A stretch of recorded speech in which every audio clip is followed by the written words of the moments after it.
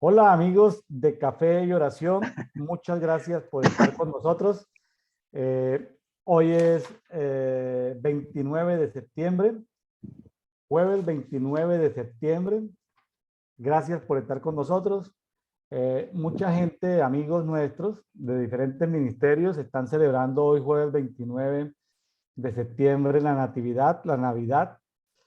A los que creen y están en ese seguimiento, pues los respetamos, los amamos y qué bueno que estén trayendo más información y más luz. Usted, amigo que nos está escuchando, no se asuste. Simplemente hay personas que han investigado con tiempo, han encontrado que con más precisión hay ajustes de fechas, porque uno dice, pues Jesús nació en el año 0,0, ¿no? Pues Jesús no pudo nacer en el año 0 porque los tiempos se ajustaron por ahí en la Edad Media, se ajustaron, días se corrieron años, en fin. Entonces, cuando se recalcula hacia atrás, resulta que Jesús nació por ahí en el año 3 o antes de Cristo, y resulta que él no falleció en el año 33, a la edad de 33, sino falleció en el año 30 después de Cristo. Entonces, respetamos a las investigaciones históricas de los amigos que lo han hecho y que han encontrado que seguramente Jesús en una fiesta de cabañas o fiesta de Sukkot haya nacido. De hecho, yo también soy nacido en estas fiestas de Sukkot, entonces pues son tiempos muy bonitos, son las fiestas de otoño. Al parecer pues hay buenos libros sobre eso. Simplemente pues si no lo entiende, no lo critica y si lo celebra, pues gócese y celébrelo, ¿sí? Pero trate en lo posible de no lastimar a amigos y familiares que celebran en otras fechas, como el 24 o 25 de diciembre. Trate de no lastimarlos y trate de participar y ser testimonio y ser luz en medio de ellos. Muy bien, dicho eso, el día de hoy, jueves 29 de septiembre, vamos a estar compartiendo, comentando Isaías capítulo 7, Isaías capítulo 8 y Efesios capítulo 2. Cuando entramos aquí a Isaías capítulo 7, encontramos un relato histórico ahí que básicamente si uno va a la concordancia de lo que está hablando, estamos hablando de segundo libro de Reyes, capítulo 15, capítulo 16, épocas de los reyes, ¿sí? Segundo libro de Reyes 15, 16, tiempos de rey Acaz, está ahí narrado, entonces, pero no vamos a ir ahí, también están crónicas, narrado pues, narrado algunas acciones de estos reyes que estaban allá amenazando a Judá, está en segundo de Crónicas 28:6, ¿sí? En fin, pero nos vamos a ir a Isaías 7, basado en lo que hay ahí, y bueno, el día de hoy pues contamos con nosotros en Dedito, Devocional Diario para Todos, contamos con la contribución de nuestro invitado ya semanal, el pastor Ismael Díaz desde Cartagena, Colombia. Pastor Ismael Díaz, bienvenido a Café y Oración. Muchas gracias, ingeniero William. Gracias por la invitación semanal. ¿Qué pasó? ¿Se adelantó un día de la semana? Así es, mi estimado. Entonces toca acomodarnos a las circunstancias. Bueno, este programa pues genera mucho trabajo. Hay que, eh, para mí como coordinador, pues es interesante porque no me puedo saltar ni un solo versículo casi que sin entender. Me obliga a veces a salirme de mi versión normal, que es la textual 4, a irme a otras versiones cuando la textual 4 no me da suficiente. Es el español que se habla, el español clásico antiguo no me da como contexto, entonces me toca ir a buscar otras versiones. Primero intento mirar en otras versiones antes de mirar concordancias, ¿sí? Antes de mirar concordancias, primero intento ver otras versiones y luego miro concordancias o ya entro a buscar significados de la palabra. Entonces, yo soy el primer beneficiado de operar aquí como anfitrión de este programa. Y también a veces, justo después de haber leído los pasajes, es importante porque la palabra de Dios es espíritu, es vida. Entonces ella está haciendo trabajo en nosotros. Y eso es importante. Es importante porque la palabra de Dios está ahí actuando, es vida. Y bueno, hay cosas que, pero como advertimos, este programa no es teológico, este programa no es académico, esto es un conversatorio. Los invitamos a que vayan y busquen la guía que estamos siguiendo. Si usted se quiere subir a escuchar estos programas, súbase a la guía que estamos siguiendo. Hay muchas guías y muy buenas, pero nosotros tomamos una y pues ya no nos...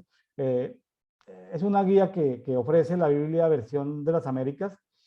Y para el día se leen 2 o 3 capítulos del Antiguo Testamento por día y un capítulo del Nuevo Testamento por día, y a la final le da uno la vuelta empezando en enero primero y terminando en diciembre 31.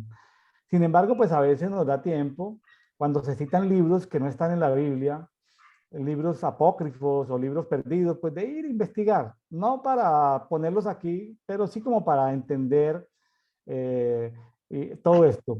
Y bueno, no es una competencia bíblica, pero sí hemos tenido que rebuscarnos diferentes versiones de la Biblia, inclusive en inglés, para poder entender mejor algunos pasajes. Porque déjeme decirle, Ismael, hay palabras que no Dígame. existen en todos los idiomas. Sí, sí, claro. Entonces uno queda como, wow, esta palabra no existe en tal idioma, entonces, pero aquí estuvo así, pero entonces uno va, entonces uno entiende, por ejemplo, la dificultad de traducir la Biblia, por ejemplo, al idioma maya, que es un idioma completamente espiritual. No pueden decir Dios porque cada vez que están citando Dios para los mayas están citando el nombre de algún demonio. Entonces, claro, el idioma griego era muy espiritual en el sentido de que era la demoniología griega. Entonces, imagínense nuestro idioma que es derivado del griego, del latín. Entonces hay muchos términos que están mal, que nos tocó utilizarlos, pero que ya son tan comunes que toca usarlo. Por ejemplo, el más conflictivo, con el cual a veces algunos amigos míos se molestan, y yo les digo, pero es que la Biblia textual 4 utiliza la palabra Dios en el Nuevo Testamento. Yo claro, Dios tiene un fundamento en griego, significa una deidad de Grecia. Entonces, pero ya es tan común hablarlo en español que hasta las Biblias tan buenas de estudio como la textual 4 utiliza la palabra Dios. Entonces ya ahí, ya se queda uno, el idioma nos limita, el idioma es un limitante. Entonces, qué bueno que sigan saliendo versiones, que salgan paráfrasis, que salgan versiones bonitas. Hay nuevos hallazgos arqueológicos, hay rollos que van saliendo. Entonces, pues no se trata, se trata de alimentarnos diariamente. Este es un programa como yo le decía ahora a Ismael, la revelación comentando, decía, la revelación de Dios es Jesucristo. El misterio de Dios es Jesucristo. El misterio de Jesucristo es la iglesia. Pero este no es un programa de iglesia, este es un programa de cuerpo. El misterio de la iglesia es el cuerpo. Entonces, como cuerpo, yo lo que estoy diciendo a los diferentes elementos del cuerpo, órganos del cuerpo, es alimentémonos diariamente de la Biblia. ¿Sí? Porque cuando uno le piden en una iglesia, como líder de adoración, como líder de intercesión, como líder de parejas, como maestro de niños, le piden una temática, entonces uno se va a la concordancia y toma los 10 principales versículos y arma una enseñanza de ahí. Pero cuando a uno le toca leer la Biblia toditica, donde hay genealogías, hay lugares, pues a uno le toca investigar, a uno le toca investigar. Entonces, no hay de otra. O sea, entonces, porque a veces la gente estudia, pero para compartir lo que estudia, ¿no? Aquí estamos leyendo y escudriñando para alimentarnos. Leyendo y estudiando para alimentarnos. A veces encuentro unos versículos en algunas versiones que uno dice, wow, si tuviéramos este nivel de traducción, yo no voy a hablar de revelación, de traducción, este versículo se hubiera entendido mucho mejor. Porque antes, los que llevamos 40, 50 años en la vida cristiana, pues no tuvimos sino la Reina Valera 60. Mi mamá fue una mujer que leyó la Biblia, leía la Biblia una vez cada 3 meses, pero mi mamá pobrecita ya no tuvo sino, Ismael no tuvo sino la Reina Valera 60. Entonces ella me decía, mijo, ¿esto qué significa? Mijo, ¿esto qué significa? Y yo le compré unos diccionarios, le compré unas Biblias comentadas, pero esas Biblias comentadas al principio me gustaron, pero luego no me gustaron porque esas Biblias comentadas trataban de forzar una teología determinada. Me gustaron al principio, pero luego ya no me gustaron. Entonces, hoy en día me he hecho amigos, son de las diferentes versiones y ahí vamos en eso. Bueno, Así Ismael, es. bienvenido a Café de Oración nuevamente. Isaías 7, Isaías 8, pues Sí. están referenciados allá en Segunda Libra de Reyes, pero vamos a comentar lo que está aquí.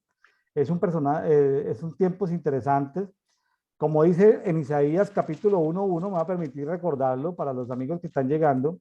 Dice que todo pues, aunque Isaías fue escrito por Isaías y otras partes seguramente por discípulos de Isaías, no nos vamos a meter en esa complejidad. Dice visión de Isaías, hijo de Amós, que vio sobre Judá y Jerusalén en los días de Usías, Jotán, Acaz y Ezequías. Y luego le tocó quinto en los días de Manasés. Y Manasés fue el que mató a Isaías, o mandó a asesinar a Isaías. Entonces, 5 reyes de Judá le tocó. En ese tiempo estaban sucediendo cosas en Judá y estaban sucediendo cosas en Israel. Eran 2 reinos.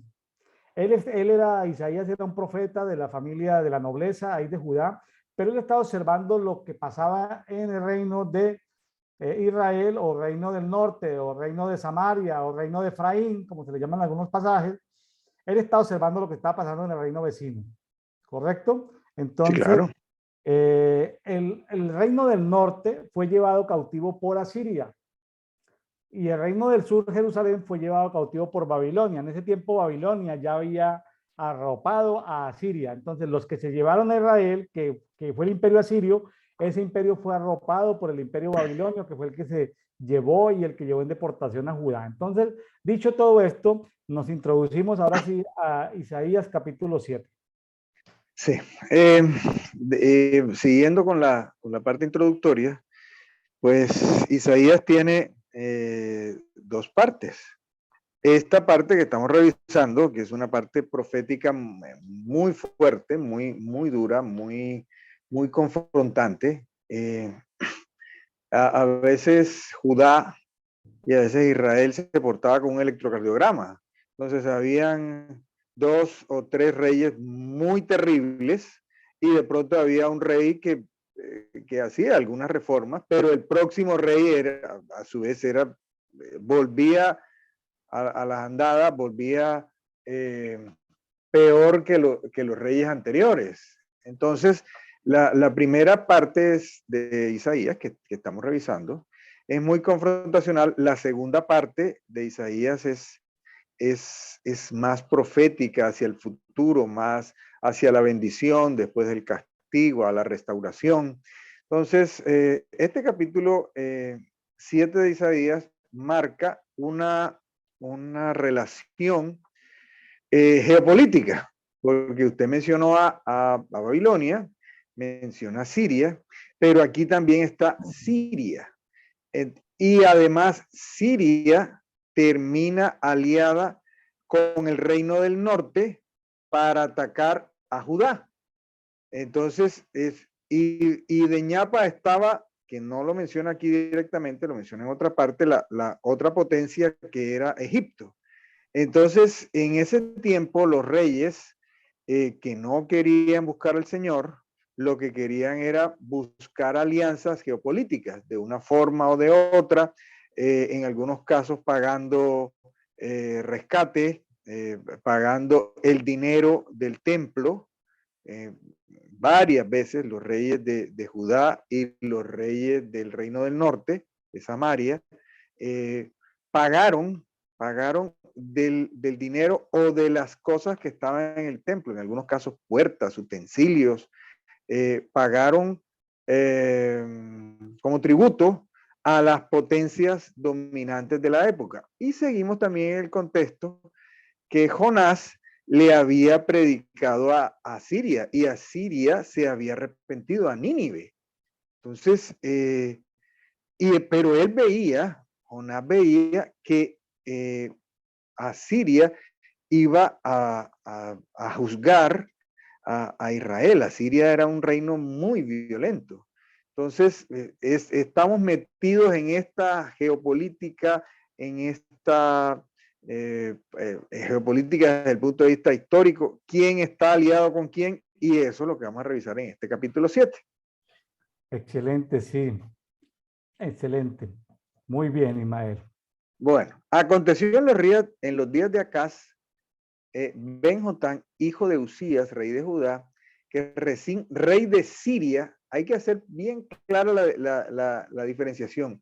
Siria es un país que inclusive existe hoy, y Asiria es un imperio que ya no existe. Entonces, Siria quedaba muy cerca de Israel, y Asiria quedaba más al norte. Entonces aquí habla del rey de Siria. Entonces dice, que Resín, rey de Siria, y Peka ben Remalías, rey de Israel, subieron a Jerusalén para conquistarla, pero no prevalecieron contra ella. Y fue dado aviso al heredero de David diciendo, Siria se ha confederado con Efraín, con el reino del norte. Entonces se estremeció su corazón junto con el del pueblo, como se estremecen los árboles del bosque ante el viento. Una cosa aquí medio poética. Y dijo Jehová a Isaías, sal al encuentro de Acaz con tu hijo Sear-Yasub, al estanque superior, camino del campo del batanero, y dile, ten calma y observa, no temas ni te acobardes ante estos dos tizones humeantes por el ardor de la ira de Resín y de Siria y del hijo de Remalías. ¿Cómo describe? A mí me llama la atención la forma como el Señor ve la geopolítica. Aquí es bien descriptivo. No temas ni te acobardes ante estos dos tizones humeantes. Es la forma como Dios ve a una superpotencia de la época. Porque Asiria en ese momento era una superpotencia. Que después cayera en manos de Babilonia es otra historia, pero era una superpotencia. Era un reino muy temido, era un reino muy violento.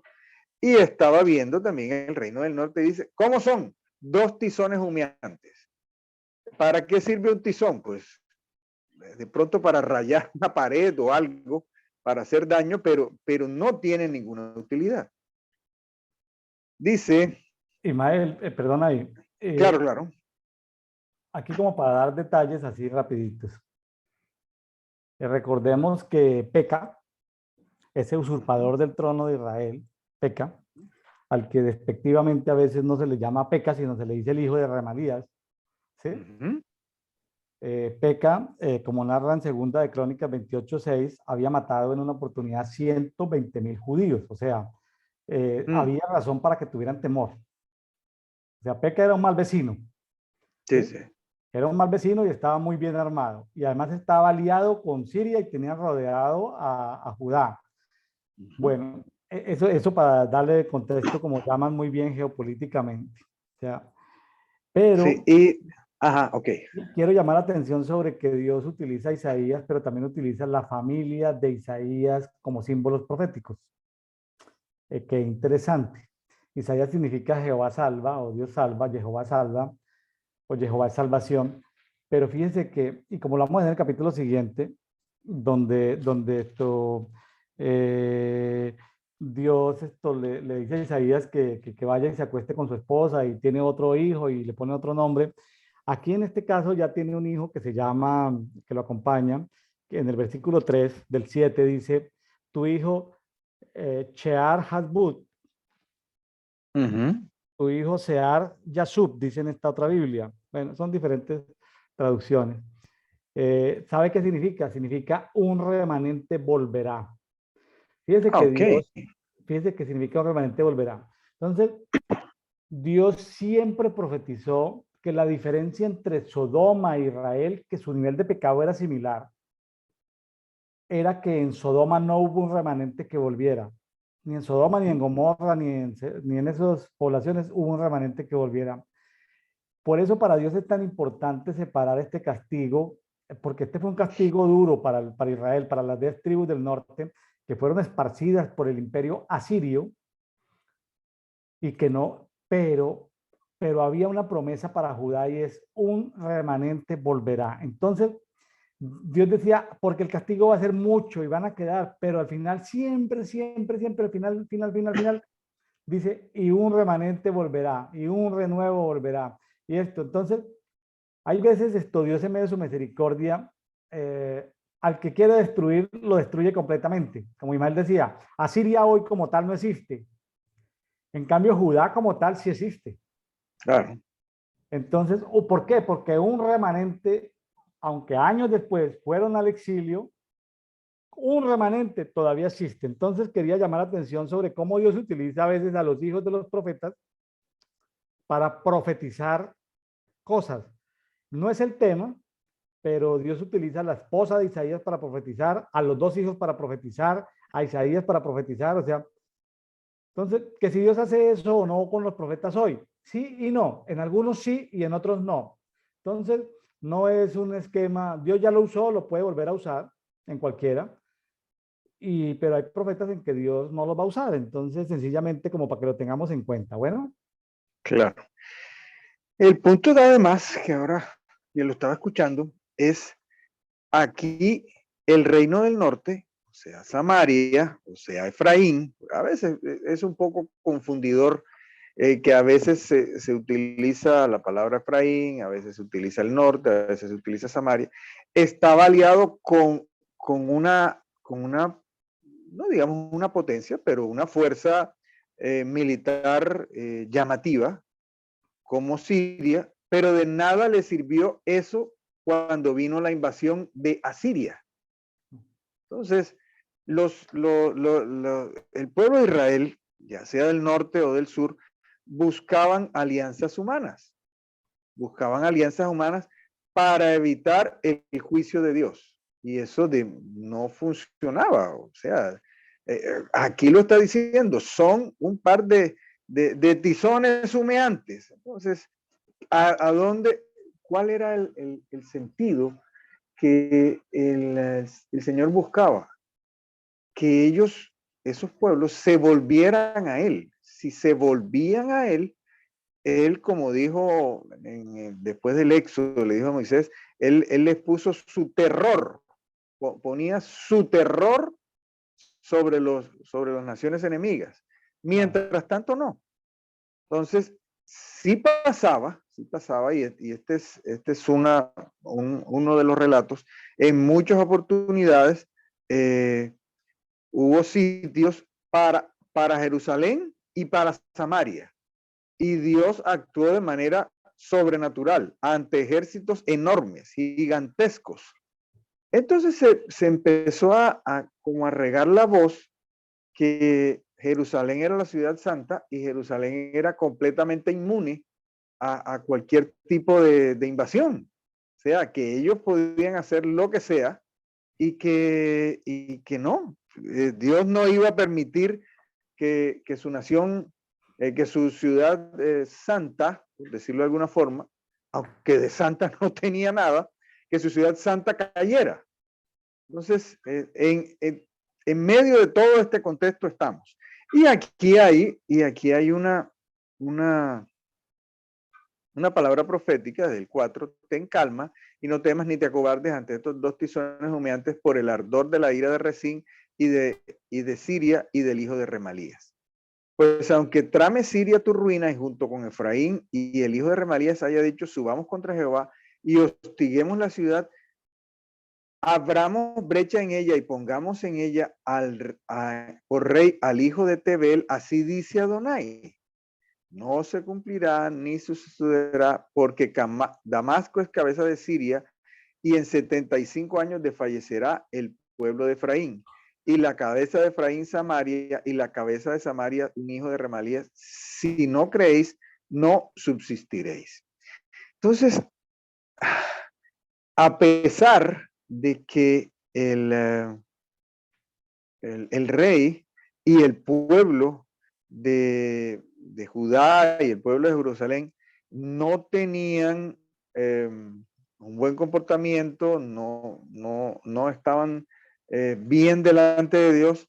Dios en su soberanía decía, no va a haber una invasión, no va a haber destrucción. Entonces, Dios es soberano y en algunos casos se está produciendo una injusticia muy terrible y aparentemente no hay castigo. Entonces Dios, como lo dice en múltiples pasajes, es paciente, es misericordioso, es lento para la ira, grande en misericordia.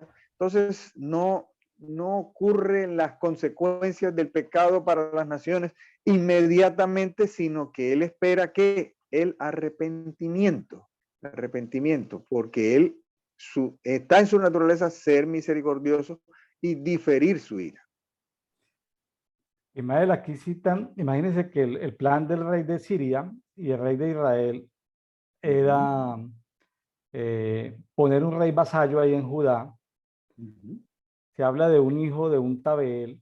Ese Tabel históricamente pues se presume que existió, no sabemos quién es, pero de pronto era, dicen algunos comentaristas bíblicos que pronto era un hijo de un general sirio. El punto era que era como avergonzante porque Tabel significa eh, el de doble ánimo, el que tiene el alma dividida y el que no sirve para nada. Entonces, a ese punto llegaron, a que iban a poner al hijo de Tabel como rey vasallo, ¿no? Ese era el nivel de burla de estos personajes, ¿no? Ahora, eh, algunas personas lo han visto desde el punto de vista espiritual, que las tinieblas a veces atacan a los hijos de Dios con alma dividida, con doble ánimo, y la persona termina siendo ineficiente o inefectiva o ineficaz, no siendo productiva. Ismael, usted como médico profesional en la salud ha tenido que ver con enfermedades de pronto físicas, pero me imagino que usted ha encontrado personas de doble ánimo como pastor. Eh, ¿Quiere comentarnos un poquitico de qué es eso del doble ánimo? Porque iban a poner a un rey vasallo de doble ánimo. Sí. Em, em, alcancé a, ahora me acuerdo del autor, alguien que hablaba acerca de esto y, y tiene que ver con varias enfermedades mentales, tiene que ver con la ansiedad y tiene que ver con inclusive la esquizofrenia, porque la esquizofrenia también habla de una mente dividida y de la persona que funciona en un mundo irreal. Cuando la persona empieza a funcionar en un mundo irreal, eh, empieza a funcionar el doble ánimo y hay heridas del alma, hay traumas en la infancia, en el pasado, que llegan a producir doble ánimo. Y entonces lo recordamos que están inclusive en el Nuevo Testamento, eh, que describe inclusive cristianos que pueden llegar a tener doble ánimo y que no van a alcanzar nada de parte del Señor. Entonces, el Señor nos ordena a que, así como dice el pasaje que leyó el Señor en una de las sinagogas, dice que Él me ha llamado a vendar el alma del quebrantado de corazón.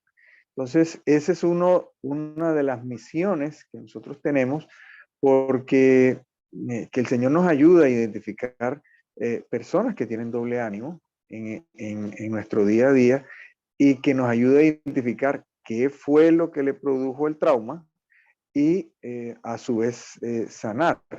Quienes están, y lo voy a decir respetuosamente, si alguien está en la psicología o en la psiquiatría, en determinados campos, si no conocen acerca del doble ánimo y si no conocen acerca de sanidad del alma herida, porque ya hay psicólogos y psiquiatras que entienden no solamente la parte científica, sino que entienden también la parte espiritual.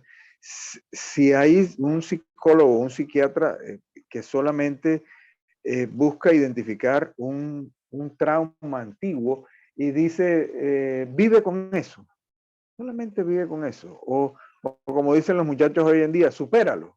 Ya, eso ya pasó, ya. Y la persona lo que hace es, al tratar de vivir con eso que le produce dolor y que le produce reacciones, trata de enterrarlo. Y puede llegar la persona a llenarse de raíz de amargura. Y lo que hay que hacer es sacar ese evento traumático y ponerlo delante del Señor para que sea Él quien lo sane. Cuando esta persona es sanada, ya el alma ya no está dividida, ya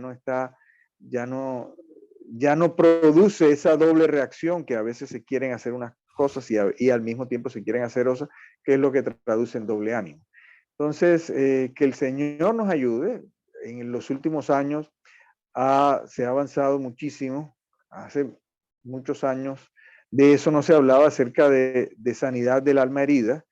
Y después es de reconstituir ese alma que ha quedado dividida, que ha quedado destrozada. Entonces, el Señor nos puede ayudar. Y lo menciona en el Nuevo Testamento. Nos extenderíamos mucho si empezáramos a leer la cita del Nuevo Testamento que tiene que ver con eso. Pero en resumen, esa es la situación. En fin, aquí nos encontramos ante un asedio, ante unos planes del enemigo. Y aunque Dios estaba diciendo en el 8 de que evidentemente había una fecha, ¿no? Dice dentro de 60, a ver, el 8, voy a mirar aquí en esta otra versión. 60, aquí en esta versión dice 65, en la versión suya, ¿cuánto 65. dice? ¿65? Sí. Estaba leyendo, había notado mal aquí, había colocado 75, pero me había equivocado. Son 65 años, Efraín será destruido. Había esto. En el 9. Y en Sí, 65 años. sí, sí. No, sí, ahí dice, sino que me había equivocado, son 65 años. Y es que ya Efraín o el reino del norte ya tenía los años contados para, porque también vemos que en los tiempos de Peca, en los tiempos de Peca vino un emperador asirio, y se llevó un poco de gente de varias comunidades. Entonces me puse a investigar. Ismael, fue que no fue en una sola vez, sino que Asiria fue comiéndose por pedacitos, Uh-huh. fue comiéndose por pedazos a Israel. Y aunque en los tiempos de Peca, es decir, 65 años antes de Israel o Efraín iba a ser completamente despedazado. O sea, el final del despedazamiento de ese reino del norte iba a ser iba a ser por varias fases. No sé si me estoy haciendo entender. Sí, sí. Entonces, y eso lo tenían que observar desde Judá, viendo cómo en 2 generaciones, estamos hablando de varios reyes de Judá que tuvieron que ver cómo iban desmembrando progresivamente Israel. Israel cada iba siendo más pequeño hasta que se llegó a la fecha en que Israel fue completamente absorbido por el imperio asirio, y tiempo después correspondió a Judá. Bueno. Mire, le tengo un comentario. Me ha dado curiosidad empezar a leer la Biblia en versión Septuaginta. Es una Biblia bien particular porque es una Biblia que está basada en el texto hebreo, que no tiene vocales, porque otras versiones ya empezaron a utilizar las vocales que intercalaban en medio de las consonantes. Es solamente consonantes. En esta versión Septuaginta, en el versículo 9 no menciona el número de años. No menciona el número de años, lo puedo leer. Uh-huh. Y la cabeza de Efraín Samaria, y la cabeza de Samaria, un hijo de Remalías, si no creyereis, tampoco entenderéis. Versículo 9. Mientras que en la textual 4, y en 65 años desfallecerá el pueblo de Efraín, y la cabeza de Efraín Samaria, y la cabeza de Samaria, hijo de Remalías, si no creeréis, no subsistiréis. Usted puede tener, y yo puedo tener una versión favorita, pero todas las versiones tienen sus dificultades, todas las versiones tienen sus problemas. Entonces, de eso se trata, que hay que revisar, hay que tratar de escudriñar, tratar de entender. Que hay unas versiones que aceptadamente son mejores que otras. Todas tienen unas pequeñas dificultades. Bienaventurados nosotros que ya no estamos en los años 50 del siglo pasado.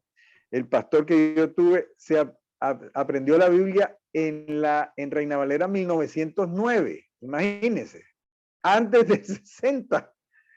Entonces, que si tenían errores, que si tenían, que le faltaban palabras, que le sobraban palabras, no hay ninguna que sea exactamente el original, son traducciones. Entonces, ese comentario quería hacer.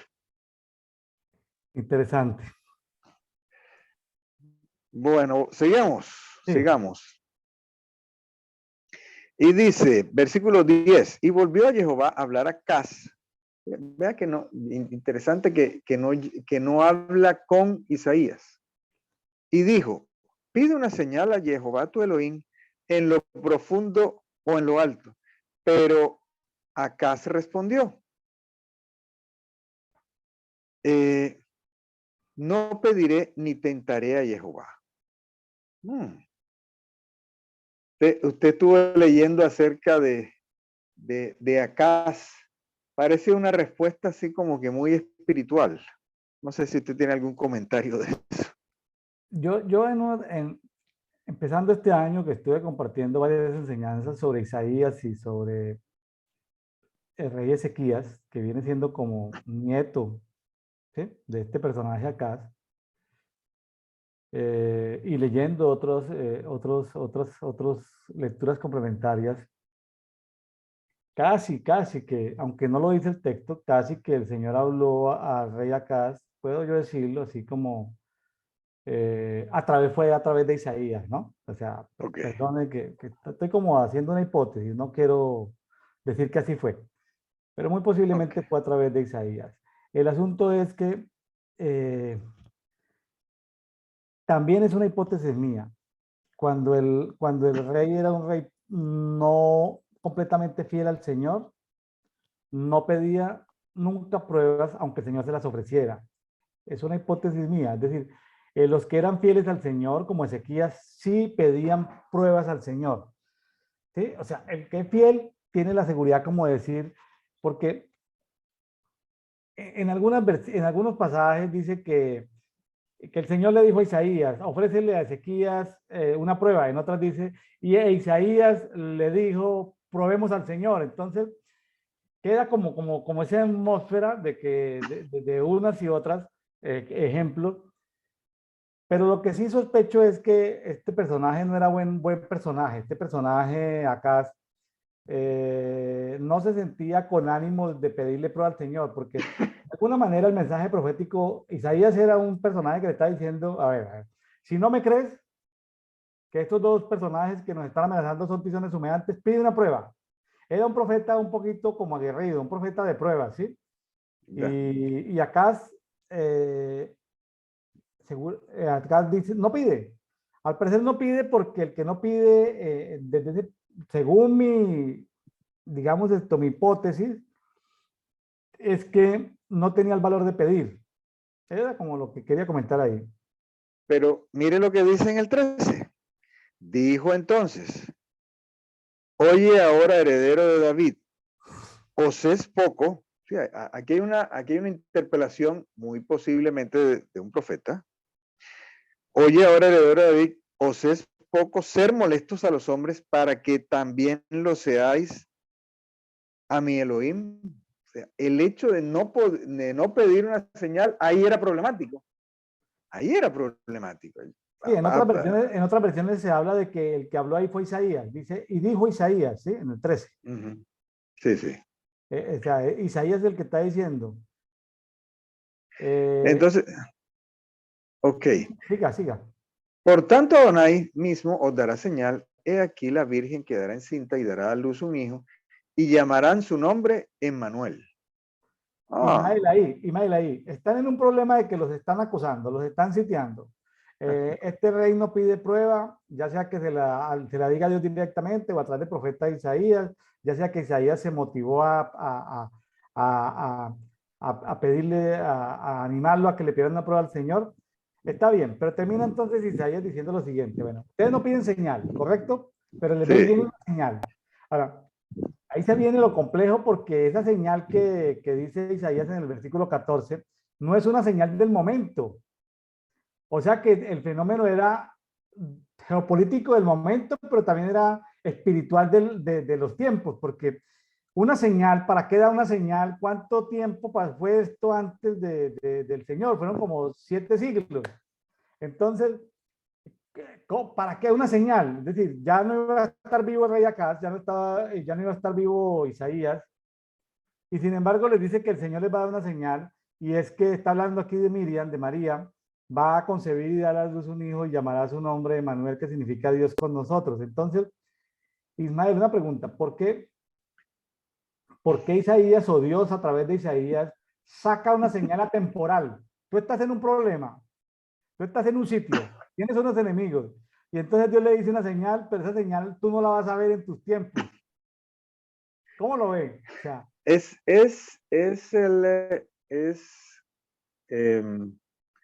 el problema profético del Antiguo Testamento. Hay veces que se trata de tomar cosas del Antiguo Testamento para el Nuevo Testamento y no funciona. Yo trato de decirle a algunas personas que me hablan acerca de ciertos problemas proféticos y yo le digo, no estamos en el Antiguo Testamento. Si usted dice, si lo que dijera el profeta no se cumpliere, estoy parafraseando, pues el tipo hay que apedrearlo, básicamente. Entonces, no estamos en el Antiguo Testamento. Mientras que acá, en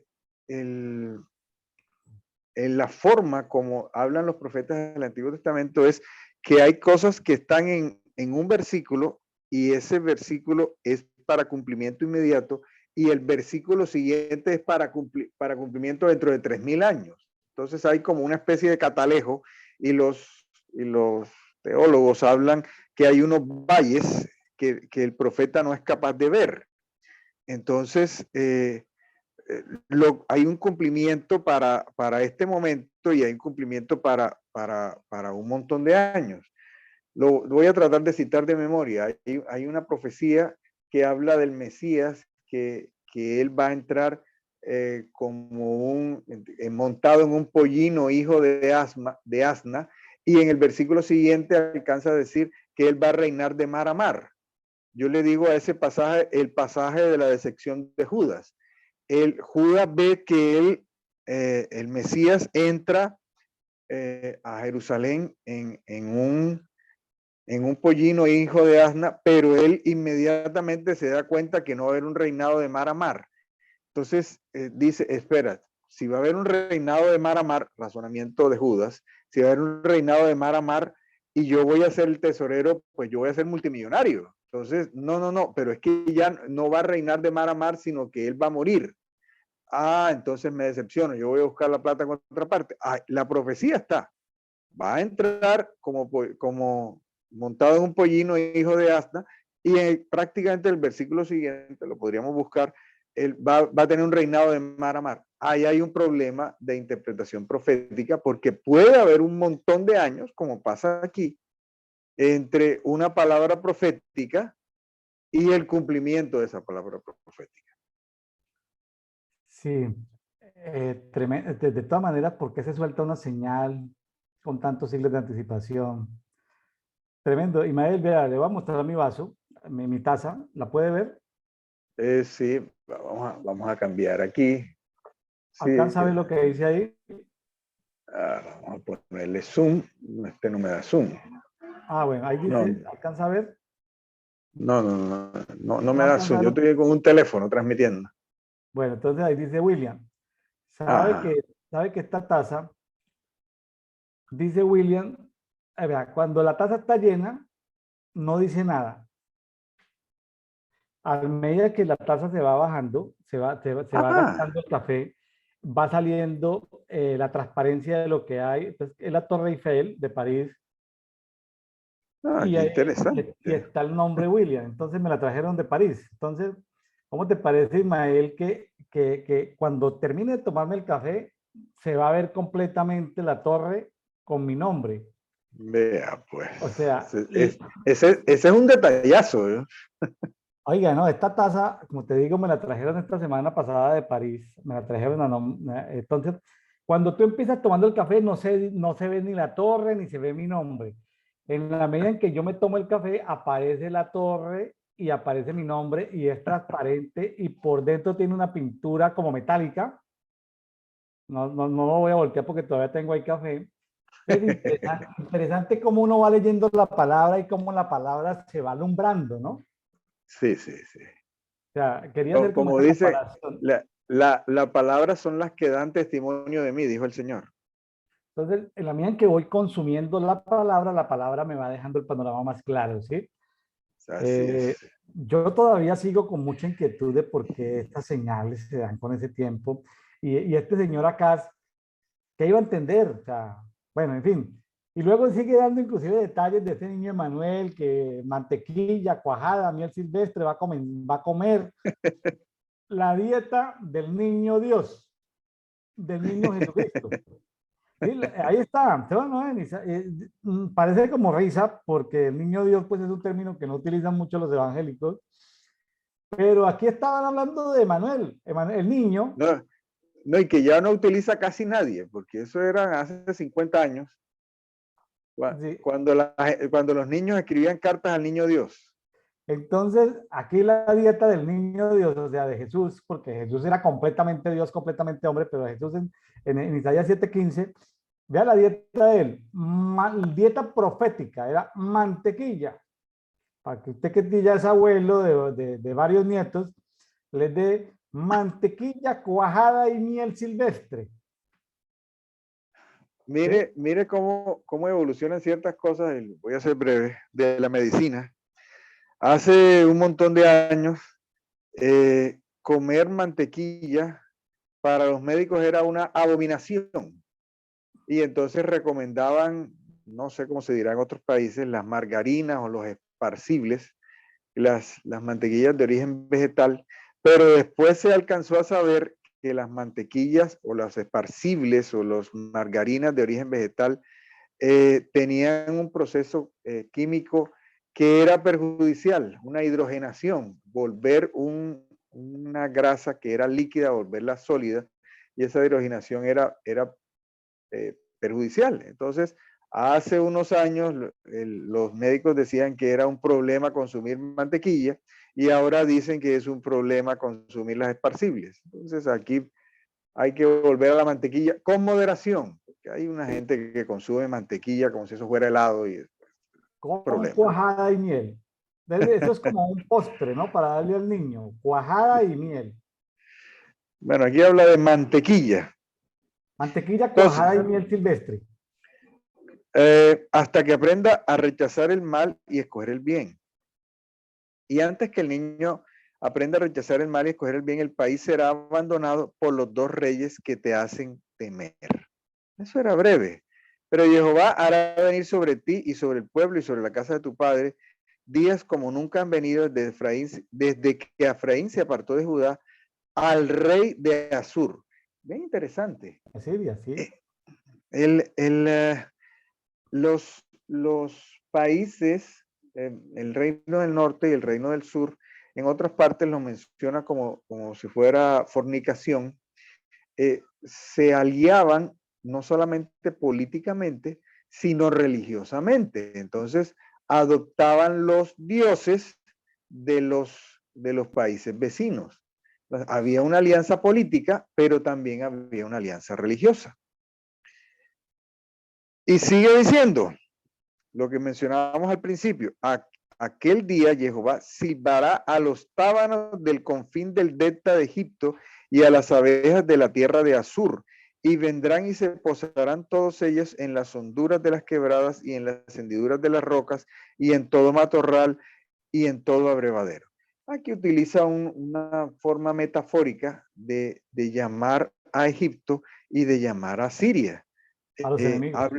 Habla de tábanos y habla de abejas. Sí, Tábanos y abejas. moscas y abejas, dice aquí la versión que estoy leyendo. Entonces, y sigue diciendo, aquel día con una gran navaja alquilada más allá del río, el rey de Asur, Jehová rasurará la cabeza y el pelo de sus partes y afeitará la barba. Es de recordar que para un hombre del pueblo de Israel, el hecho de afeitarse era una afrenta. El hecho de afeitarse era una humillación. El hecho de afeitarse era signo de humillación porque muchas veces cuando la gente se cubría de saco, de silicio, hacían eso, afeitarse la cabeza y afeitarse la barba. Para el rito del nazareato había que afeitarse, para el rito de purificación de los leprosos la persona vivía fuera de su casa, tenía que vivir fuera de su casa, afeitado hasta las cejas. Entonces, imagínese la burla de los niños y la cosa. Era un signo de humillación. Era un Ismael, signo de humillación. aquí aparece un indicador de pobreza que cuando llegaran esas moscas y esas abejas a invadir, aquí aparece un indicador de pobreza en el versículo 21. Dice, y debido a la desolación que trajeron los invasores en ese día, un hombre será tan pobre que se mantendrá con vida tan solo con una vaca lechera y 2 ovejas. Un indicador de pobreza de esa época era de pobreza.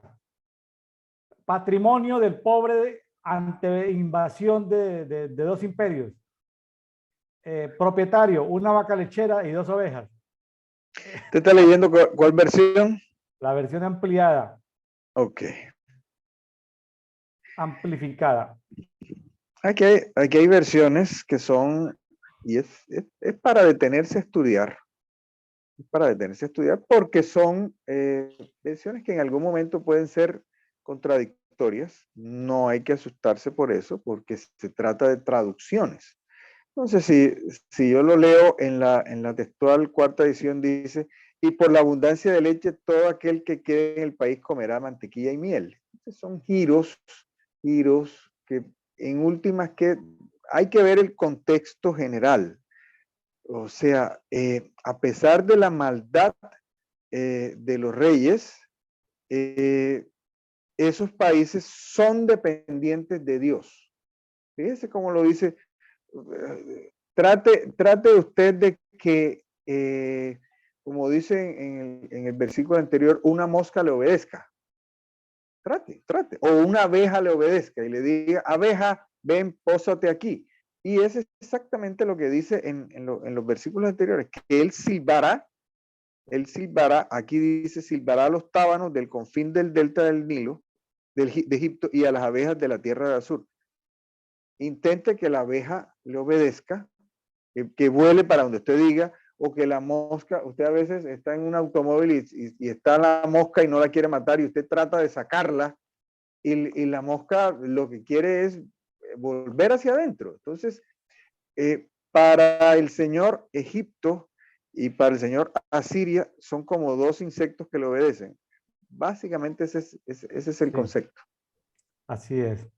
Bueno, en fin, 23, vale los últimos 3 versículos. Dice, y aquel día en todo lugar donde solía haber 1000 vides por 1000 ciclos de plata, habrá cardos y espinos. 24, con flechas y arcos vendrá allí un hombre a cazar porque toda la tierra será cardos y espinos. 25, último versículo. Y en cuanto a las colinas que antes se cultivaban con asada y asada, no irás allí por miedo a los cardos y los espinos, pero se convertirán en un lugar donde los bueyes serán soltados a pastar y donde pisarán las ovejas. En fin. Sí. Es una palabra de misericordia. Es una palabra que le dice no temas, pero al final te dice, para mí, diría el Señor, estos países, imagínense, está hablando de Asiria, una superpotencia del momento, y Egipto, una potencia del momento. Para mí son como insectos. Para mí son como insectos y los insectos me obedecen. Y hacen lo que yo diga y lo que yo quiero. El mensaje del Señor era que el despojo se apresuraba, iba a haber despojo, como quiera iba a haber despojo y que la presa se iba a precipitar. En fin, sí. Continuamos con el 8 que habla también de saqueo y botín. Dice, me dijo Jehová, el 8. ¿Sí? Toma una tablilla grande de madera, metal o piedra y escribe en ella en una herramienta de esculpir y en caracteres ordinarios para que el hombre más humilde pueda leer. Perteneciente a Maher, Chalal, Has, Bas. Ellos. ¿Y qué significa ese nombre? Maher, Chalal, Has, Bas. Significa, ellos, los asirios, se apresuran al botín de Siria e Israel y se apresuran a la presa. Sí. Alguna vez me tocó una palabra profética con este pasaje y había una explicación en el idioma que era algo así como cuando usted dispara una flecha, le pega a un ave y el ave ya viene cayendo. Es de esa inmediatez. Entonces ya le disparó a la flecha al ave, ya usted le pegó y ya viene cayendo.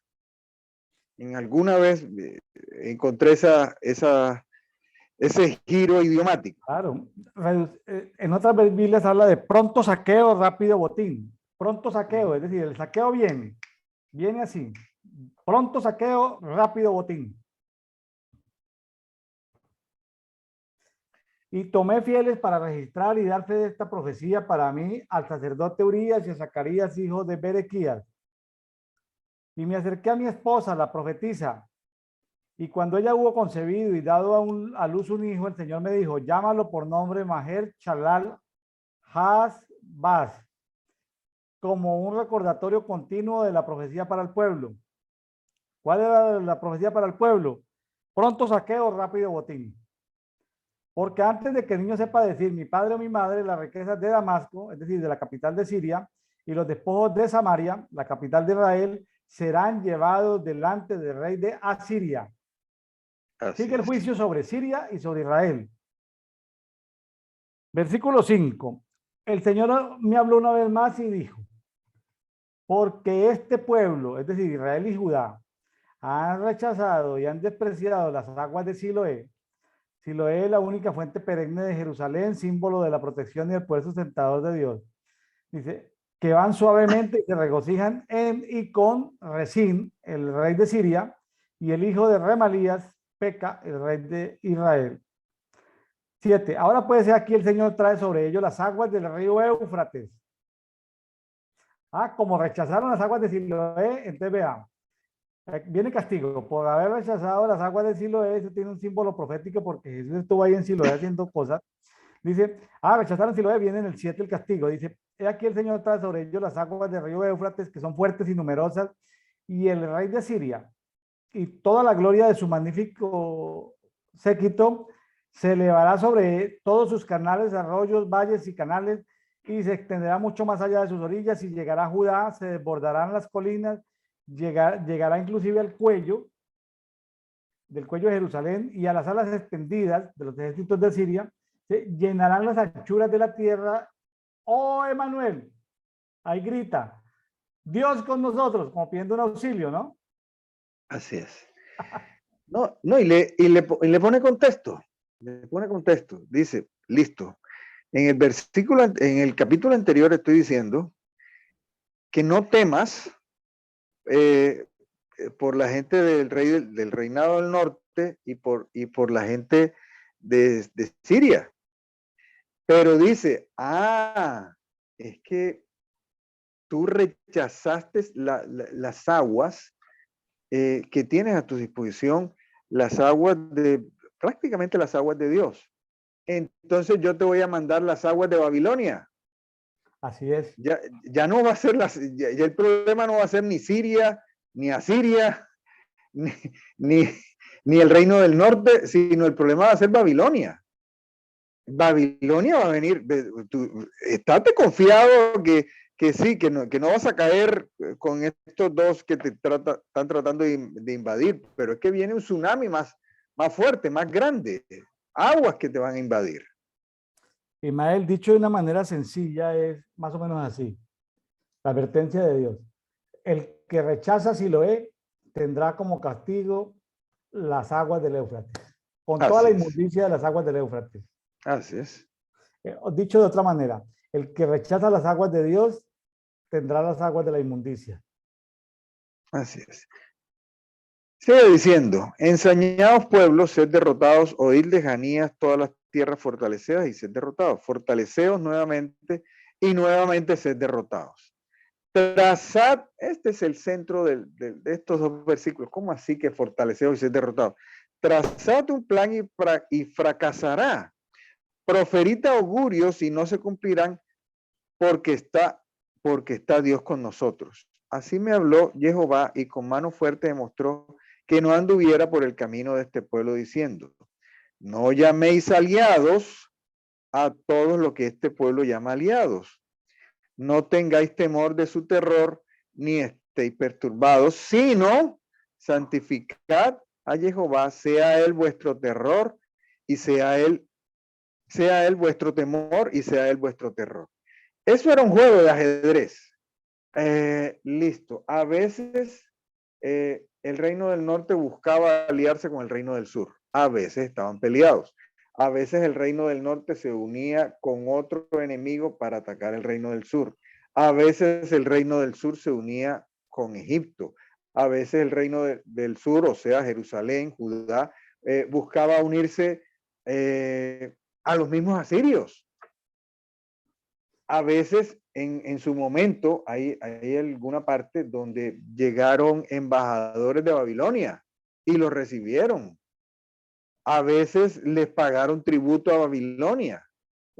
Puras alianzas diplomáticas. ¿Y qué está diciendo? No, señor. No, señor. Es al Señor. No llaméis aliados a todo lo que este pueblo llamaba aliados. Los que eran aliados esta semana, la semana que viene dejaron de ser aliados y se convirtieron en enemigos. No los llamen aliados. Y el ¿A quién tiene que...? Sí, y el consejo profético es lo que dice en el 8:13. Si a alguien le tienen que temer, es a Jehová de los ejércitos. Sí, señor. O sea, si usted quiere un seguro de vida, no le tema a nada. El seguro de vida dice, pero en letra menuda le dice, la única manera de no temerle a nada es temerle a Jehová. Así es. Entonces, mejor temerle a Jehová, porque como dice aquí la versión que estoy leyendo, es la única esperanza de seguridad. O sea, ¿para qué temerle a otros? Que otros no pueden ser esperanzas de seguridad, pero temporales. Eso nos lleva a que nuestro refugio, podemos tener refugios temporales en muchos temas. Una relación de amistad, una relación de noviazgo, una relación de matrimonio puede ser una sombrilla o un paraguas en una tormenta, pero no ser solución definitiva. Un trabajo puede ser una salida temporal, pero el Señor nos está llamando a tomar decisiones que tienen que ver con la eternidad, aunque estemos viviendo en este tiempo, y es ponernos bajo la protección de Él, tenerle temor reverente a Jehová. Así Fácil, es. fácil, sin complicaciones. Entonces, ¿por qué el pueblo para qué el pueblo de Israel y de Judá era tan difícil entender eso? Es la tendencia del ser humano. Yo estaba viendo un video que me mandaron y hay una tendencia a la naturaleza humana. Él explicaba de cierta manera el asunto de la santificación y dice, si usted hay una serie de Netflix o el cable que le guste, pues usted no tiene demasiadas dificultades para seguir la serie. Pero vaya, intente hacer esto que estamos haciendo, de leer 3 capítulos de la Biblia al día. Oiga, qué lío. Va a llegar, ay, hoy se me pasó, entonces al día siguiente tengo que leer 6. Estuve muy ocupado y cuando se da cuenta tiene que leer 9 capítulos y cuando vaya y lea 9 capítulos. Dice, no, sí, no, yo me leo todo el libro de los Salmos me lo leo una noche. Sí, claro. Hay una naturaleza y esa naturaleza está influida por todas las fuerzas de la oscuridad para evitar que uno se ponga a leer la Biblia, que se ponga a orar. Hay una naturaleza humana de la que habla Pablo en Romanos 6 y en Romanos 7, que tiene que ser crucificada. Entonces, es la naturaleza humana. ¿Qué era más fácil? Las alianzas humanas, los diplomáticos. ¿Quién es la superpotencia de la época? Vamos a aliarnos con los asirios para que los asirios están entre nosotros y los babilónicos. Entonces, en determinado momento algún rey de Israel dijo, si los asirios están entre nosotros y los babilónicos, y si nosotros estamos aliados con ellos, ellos pelearán con los asirios antes de que pelearan con ellos. Y el Señor le está diciendo, no, eso no funciona así. No funciona así. Pero Moraleja, para el día de hoy, usted puede estar rodeado de 1000 problemas y buscar aliados, pero serán aliados temporales y aliados circunstanciales. Como le llaman los comentaristas deportivos a como cuando se arman equipos de fútbol, de ciclismo que representan países, les llaman equipos circunstanciales. Esos aliados circunstanciales, la verdad es que no sirven. Pero ¿sabe qué, Ismael? Me sorprende lo que dice en el siguiente versículo. Hablando de que nuestra seguridad está en Jehová, dice en el 14 que Jehová será un santuario, ¿sí? Pero al mismo tiempo será piedra de tropiezo y roca de escándalo. Y trampa y lazo para los habitantes de Jerusalén, 15, y muchos de ellos tropezarán en él, se caerán y se quebrarán, serán atrapados y apresados. O sea, tremendo, ¿no? La forma geológica de Dios, ¿no? Que se Sí, convierte en piedra de tropiezo y roca de escándalo. lo que le pasó a los fariseos y en el tiempo de Jesús, a los fariseos, a los saduceos, a los escribas, a los ancianos, ellos se escandalizaban porque decían, no, es que con Dios es de nuestra forma. Y estaban relacionándose con Dios mismo. Y se escandalizaban por lo que decían, no, es que, ¿cómo así que va a estar en contra del día de reposo? Cada uno de ellos, unos decían que había resurrección, otros decían que no había resurrección. Entonces, era piedra de escándalo y cada quien, desde cada facción, quería llevar a Jesús así, respalda lo que nosotros decimos. Y si no estás con lo que nosotros decimos, pues te convierte en nuestro enemigo. El autor de la vida quedó convertido en enemigo de los religiosos de la época. Eso nada más pasó en esa época. En los religiosos de esta época no. Eso no. ¿Lo está diciendo en forma de broma o lo está hablando en seriedad? Yo no lo entiendo, hermano. Ay, Bueno, el que tiene oídos para oír, que oiga y entienda, ¿cierto? Ahí lo dejamos. Dice en el 16, ata el testimonio, sella la ley y la enseñanza entre mis discípulos. Está hablando de los discípulos de Isaías, ¿no? Esperaré en el Señor que esconde su rostro de la casa de Jacob y lo buscaré y esperaré en él. 19, 18. He aquí yo y los hijos del Señor que me ha dado somos señales y prodigios que se realizarán en Israel de parte del Señor de los ejércitos que habitan en el monte de Sión. ¿Sí? eso lo cita, ese pasaje es citado en Hebreos. He aquí yo y los hijos que Dios me dio. Es Bueno, un pasaje mesiánico, sí. sí. 19, y cuando el pueblo que no puso su confianza en Dios te diga, ¿sí? El pueblo que no puede confiar en Dios te diga, consulta mediums y a magos que gorgojeen y murmuren. ¿No debería un pueblo buscar y consultar a su Dios? ¿Por, ¿Por qué deberían consultar a los muertos en nombre de los vivos? Dice el 19 en otra versión que yo tengo, y si os dijeren, buscar a los ventrílocos, oiga esto, y a los de la tierra vocean, los vaniparlantes, los que vientre-vocean, ¿acaso la gente a su Dios no preguntará? ¿Qué preguntarán acerca de los vivos a los muertos? Había gente que decía que estaban consultando a los muertos. No, tremendo. Tremendo, eso es una transgresión. En fin, 20. Dirija a tales personas a la enseñanza y el testimonio. Si sus enseñanzas no concuerdan con esta palabra, seguramente es porque no hay amanecer ni mañana para ellos. 21. Y los que consulten a mediums y a magos pasarán por la tierra angustiados y hambrientos. Y cuando tengan hambre se inquietarán y maldecirán por su rey y por su Dios y mirarán hacia arriba. 22 y último versículo dice, oh miren a la tierra, verán solamente angustia y tinieblas, la oscuridad de la angustia y una densa oscuridad y una noche extendida y oscura serán ahuyentados.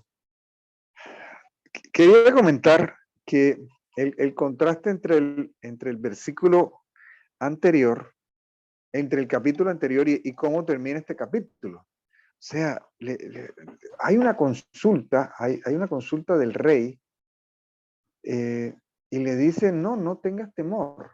Pero al final te dice, es que vienen problemas. Es que estás mirando las cosas a corto plazo. No tengas temor de esto que viene.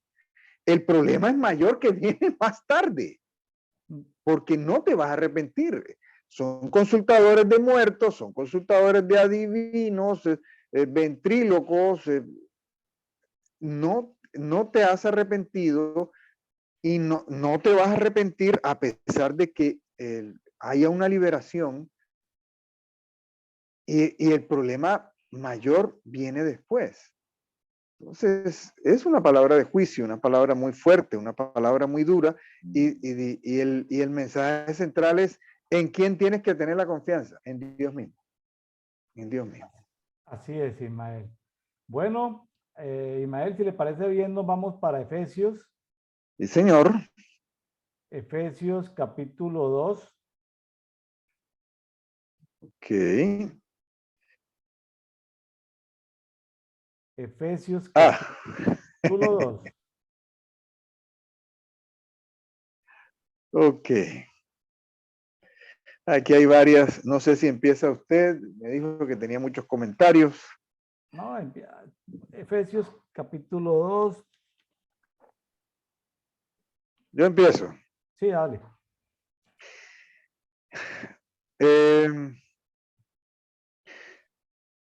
Es la continuación del versículo anterior. Entonces, voy a leer los dos versículos anteriores del versículo 1, del capítulo 1. Y sometió todas las cosas bajo sus pies y lo dio por cabeza de todas las cosas a la iglesia, la cual es su cuerpo, plenitud de aquel que está completando todas las cosas en todos. Y a vosotros, estando muertos en vuestros delitos y pecados, en los que anduviste en otro tiempo según la tendencia de este mundo, conforme al príncipe de la potestad del aire, del espíritu que ahora mismo está energizando a los hijos de desobediencia. Paro ahí.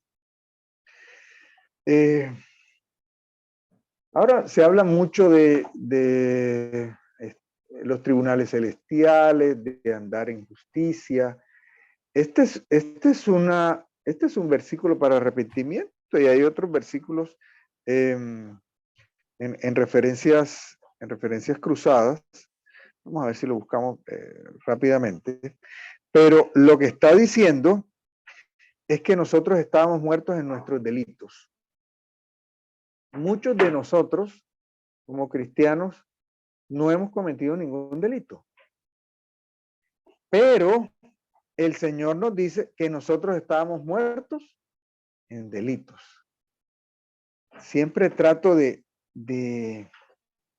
citar el pasaje que está en Romanos, cuando menciona y dice, sea Dios veraz y todo hombre mentiroso, para que venzas cuando fueres juzgado. Aquí hay un pasaje que hay que confesar. ¿Cuál es el pasaje que hay que confesar? Yo estaba muerto en delitos, no solamente en pecados. Yo confieso, sea Dios veraz. ¿Qué me está diciendo? Usted estaba muerto en delitos. ¿Qué tengo yo que confesar? Yo tengo que confesar que yo estaba muerto no solamente en pecados, sino en delitos. A veces hacemos énfasis, es que yo no he cometido ningún delito. No, el Señor me está diciendo, tú estabas muerto en delitos y pecados. ¿Para qué? Confieso que Dios es veraz y que yo soy mentiroso. ¿Para qué? Para vencer cuando sea juzgado o cuando entre en juicio. Entonces, este pasaje tiene que ver con eso. Que nosotros estábamos muertos, ¿en qué? En pecados, sí. Pero también en delitos. Y en Efesios 2, en el versículo más adelante, en el versículo 5, también lo menciona. Dice, ahora leemos los versículos siguientes. Dice en versículo 5, aún estando muertos en delitos, nos dio vida juntamente con Cristo. Por gracia habéis sido salvados. Y dice, y juntamente con Cristo nos resucitó y nos hizo sentar en los lugares celestiales. Entonces a veces tenemos nuestra propia sensación de justicia, nuestra propia forma de ver la justicia y dicen, no, yo no tengo problemas con el delito. Yo me reviso y a mí voy a la fiscalía o a la policía, yo no tengo ningún registro de delitos, pero yo tengo que confesar que yo estaba muerto en delitos y pecados para que se cumpla que Él me ha sentado juntamente con Cristo en los lugares celestiales. Tremendo, porque a veces nos parece como cosa menor el tema de del perdón de Dios con nosotros. Y en el 3 habla de que éramos por naturaleza hijos de ira. Exactamente. Entonces, entonces queremos como aparentar lo que no somos delante de Dios, como una hipocresía. Pero yo creo que la recomendación es, somos lo que Dios dice que somos, no lo que nosotros creemos que somos. Hombre, sí, estábamos muertos en delitos y pecados, estábamos bajo el control del príncipe de la potestad del aire y éramos hijos de ira. Y bueno, y gracias a Dios que hemos muerto en pecado, hemos muerto a esos pecados, nos dio vida juntamente con el Mesías, por gracia somos salvos y juntamente con el Mesías nos resucitó y nos hizo sentar en los cielos. Así es. Entonces es como volver otra vez a repasar el tema de la salvación, de dónde venimos y a dónde hemos llegado. Y de la justificación. ¿De qué nos ha justificado el Señor? Porque Él nos ha declarado justos y nos ha declarado justos de delitos. Entonces, si eso no, el proceso de justificación, es que hay varios procesos en el Nuevo Testamento. Está el proceso de salvación, está el proceso de santificación y está el proceso de justificación. Aquí está hablando cosas del proceso de justificación. Entonces, es saber de dónde nos sacó Dios. Éramos objeto de ira. Usted lo acaba de leer. Éramos objeto de ira.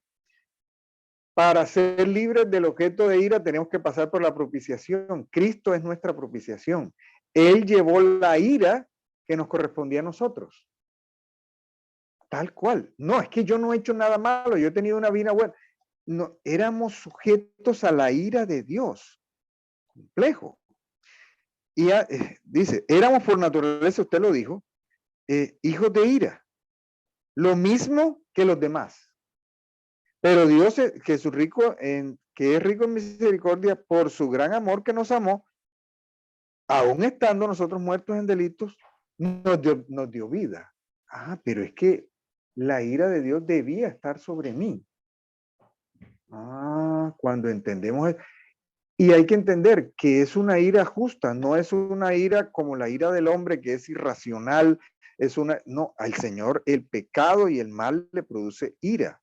¿Qué es lo que evita que la ira nos consuma? El sacrificio de Cristo. Y dice en Juan que la propiciación no solamente cubre nuestros pecados, sino los de todo el mundo. ¿Por qué el origen del mal filosófico? ¿O por qué Dios, si es tan bueno, permite el mal? Lo permite porque su sacrificio no solamente fue redentivo, sino fue propiciatorio.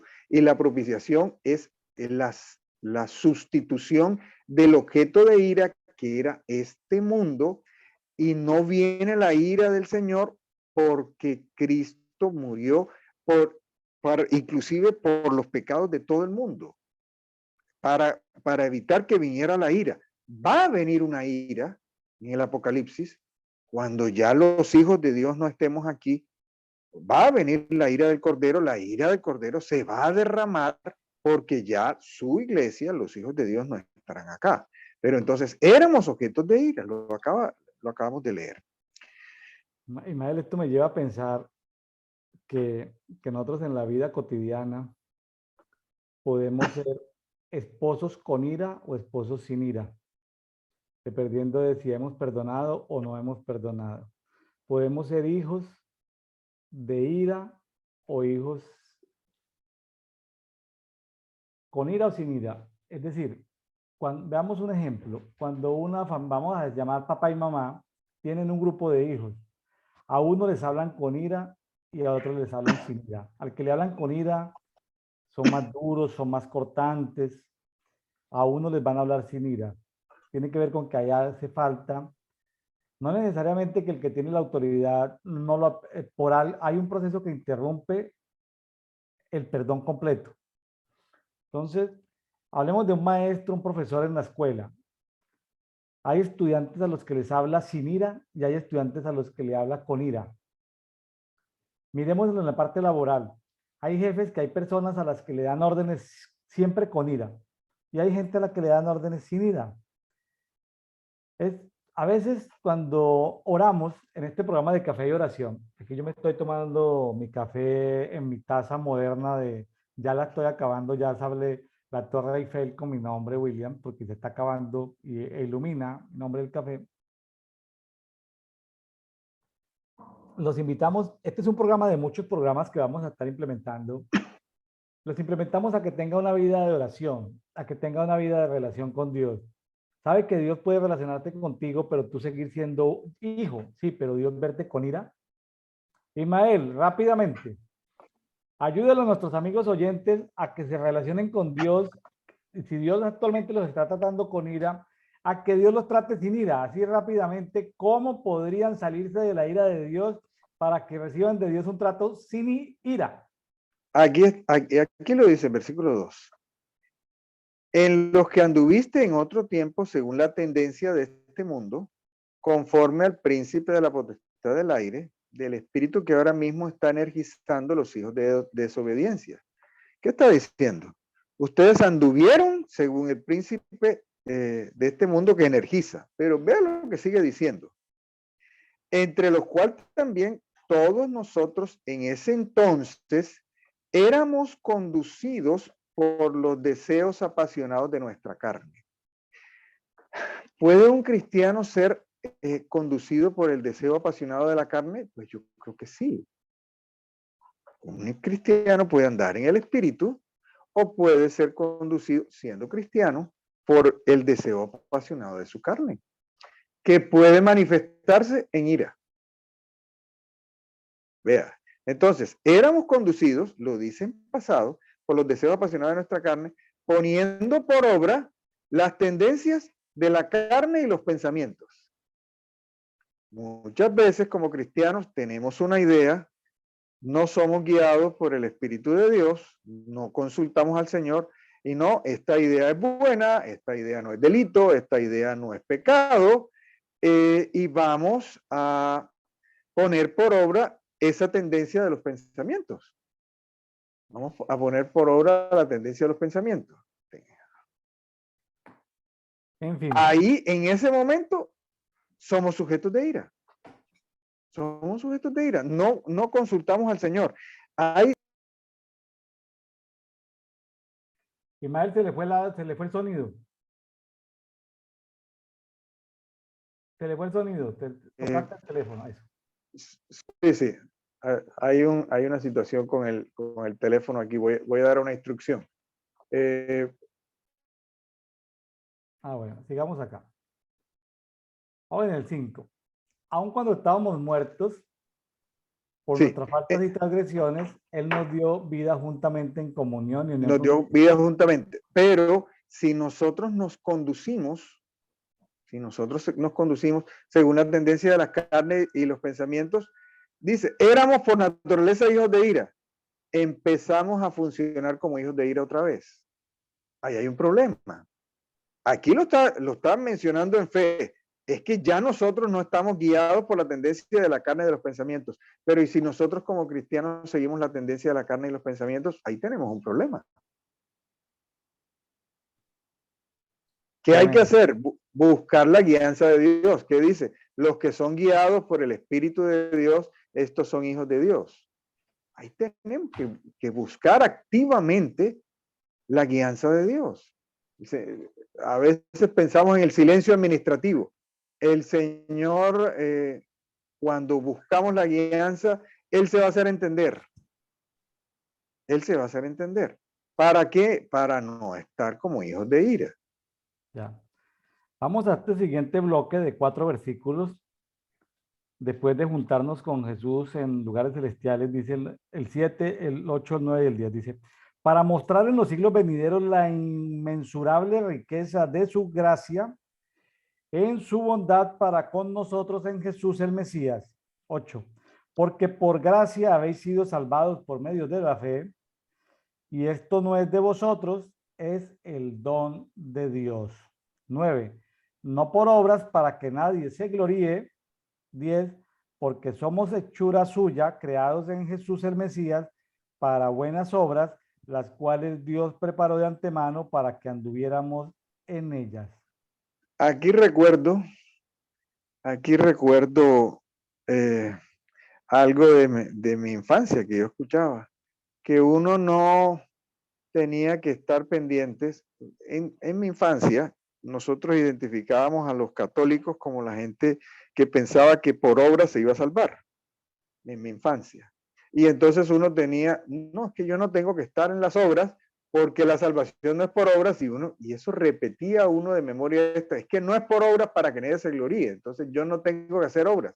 Pero mire el contexto que sigue a continuación, versículo 10, porque somos hechura suya, creados en Cristo para buenas obras, las cuales Dios preparó de antemano para que anduviésemos en ellos. No nos salvamos por obras, pero después de que hemos sido salvos y después de que hemos sido santificados, de que hemos sido justificados, el Señor preparó unas obras porque ese es el diseño. Preparó unas obras buenas para que nosotros anduviésemos en esas obras. No vamos a decir, yo no voy a hacer obras porque no es por obras para que nadie se gloríe, no, sino que yo debo andar en esas buenas obras porque hay un diseño para mí que yo haga buenas obras. Y con eso no es que me voy a salvar. Así es, sea como sea, las obras deben estar presentes, sino que es el momento posterior, no son las obras para lograr la salvación, sino son las obras posterior al tema de salvación. Bueno, sigamos aquí. 11. Por tanto, acordados de que anteriormente vosotros, los gentiles en la carne, dice entre paréntesis, los llamados sin circuncisión por la llamada circuncisión, hecha por manos en la carne. 12. En aquel tiempo estabais sin el Mesías, apartados de la ciudadanía de Israel y extraños a los pactos de la promesa, no teniendo esperanza y sin Dios en el mundo. 13. Pero ahora en Jesús el Mesías, vosotros que en un tiempo estabais lejos, fuiste hechos cercanos por la sangre del Mesías. 14. Porque Él es nuestra paz. Ojo lo que viene, Ismael. Ojo lo que viene, ojo lo que viene. Dice que de ambos hizo uno. ¿Está escuchando? De ambos hizo uno. Sí, señor. ¿De cuáles ambos? Bueno, y derribó la pared intermedia de separación, es decir, la enemistad, aboliendo en su carne la ley de los mandamientos dados en reglamentos para crear en sí mismo, ojo lo que viene, de los dos, un solo nuevo hombre haciendo la paz y reconciliar con Dios a ambos, está hablando de los dos, en un solo cuerpo por medio de la cruz, matando en ellos la enemistad. ¿Sabe de cuáles dos está hablando ellos, Ismael? Sí, claro, claro. ¿De quiénes? Claro.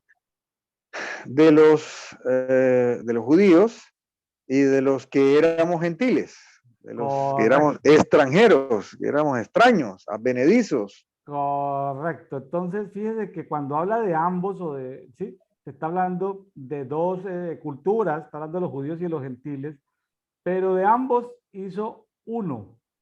O sea, dicho de otra manera, no, es decir, ya no se puede decir, allí están los de la circuncisión, no. Allí están los de la circuncisión, no. Ya no se puede decir, allí están los gentiles, no. Allí están los judíos, no. De todos esos, Dios hizo un solo cuerpo. Y si usted revisa el 19, damos un saltico, ahora leemos pero si revisa el 19, así que ya no soy extranjeros ni forasteros. No, es que yo tengo que comprarme, ¿cómo que se llama? La kipá, yo tengo que circuncidarme. No, ya no soy extranjero ni forasteros, sino que sois conciudadanos de los santos y miembros de la familia de Dios. No es que yo tengo que buscar mi linaje porque ahí entonces yo el pan lo como sin levadura. No es que ya yo no soy extranjero. Ya yo no soy extranjero, ni soy forastero. Ya soy conciudadano. No, pero es que yo tengo que dejarme los risitos. Yo me lo imagino usted, mi amigo, con los risitos esos que se deja aquí, uno que ya no tiene tanto pelo y que tiene más entradas que pelo.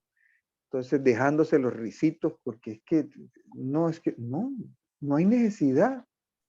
No somos extranjeros ni advenedizos. Listo. Como usted me dice, yo respeto a los que celebran Rosh Hashanah y Yom Kippur. Lo respeto. Pero ya yo no soy extranjero. Ya recibí mi cédula. O recibí la green card, no sé. Documento de identificación oficial. Sí, ya no soy extranjero. No es que yo tengo que hablar como hablan ellos y vestirme como se visten ellos, ¿no? Si alguien quiere dejarse de los risitos, pues no hay problema. Cristiano con risitos, está bien, pero no es necesario. Así es.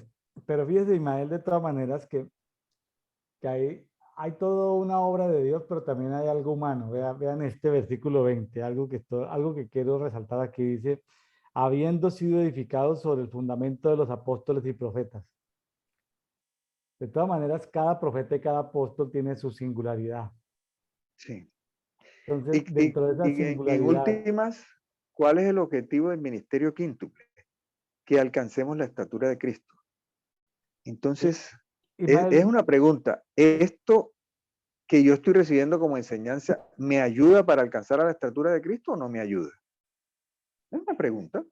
extraño mucho, y ahí tengo los libros de como 15 libros tal vez del apóstol Peter Warner. Extraño al apóstol Peter Warner ya fallecido. Él hablaba Sí, de los ámbitos proféticos, de los ámbitos espirituales. Entonces, cuando lo llamaban a esos conflictos entre apóstoles, entre profetas, decía, deje lo que es, él está en ese ámbito y usted está en otro ámbito, no se metan en problemas, están en ámbitos diferentes. sí, sí.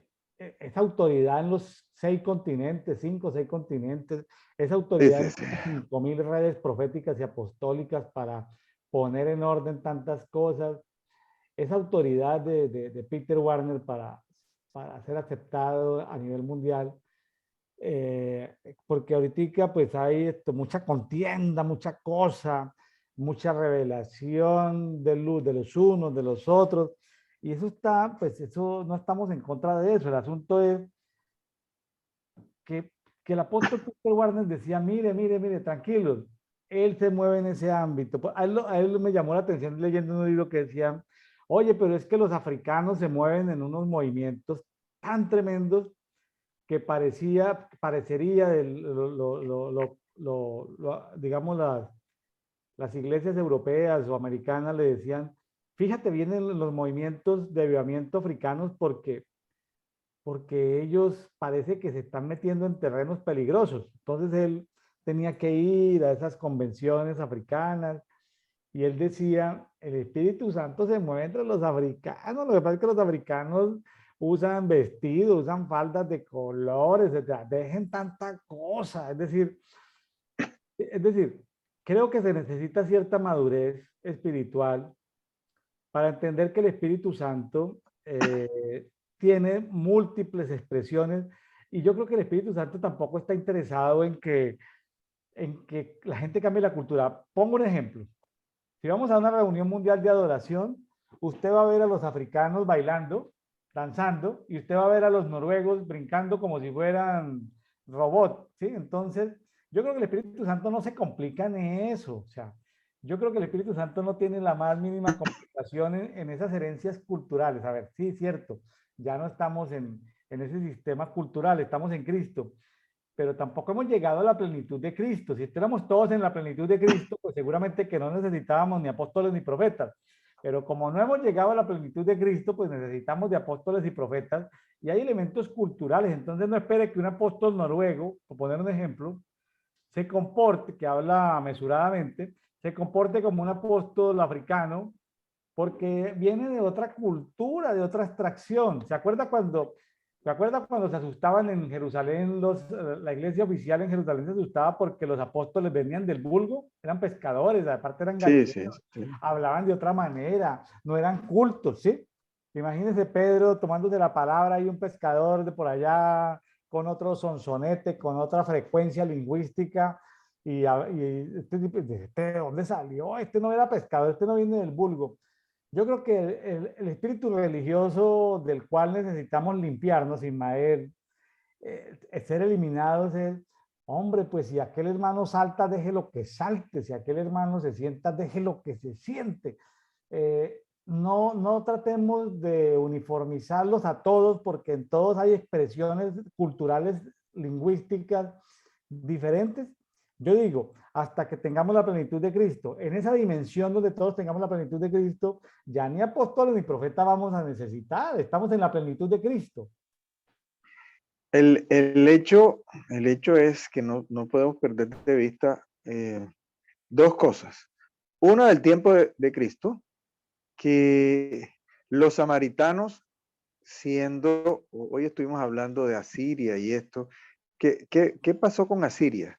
Ellos se llevaron a la gente del reino del norte y la repoblaron con extranjeros. La repoblaron con extranjeros. Y estos tenían sus costumbres y tenían no solamente costumbres, tenían idolatría. ¿Y Ajá. quiénes fueron los que aceptaron o parte de los que aceptaron que Cristo era, que Jesús era el Mesías? Los samaritanos. Y se habla hoy del buen samaritano. Entonces nos va a parecer sorprendente una gente que uno dice, no, pero es que estos ni se van a salvar ni nada. Eso en el tiempo específico de cuando el Señor estaba aquí en la tierra. Y segundo, si lo vemos desde el punto de vista celestial, aparece el mensaje a las 7 iglesias.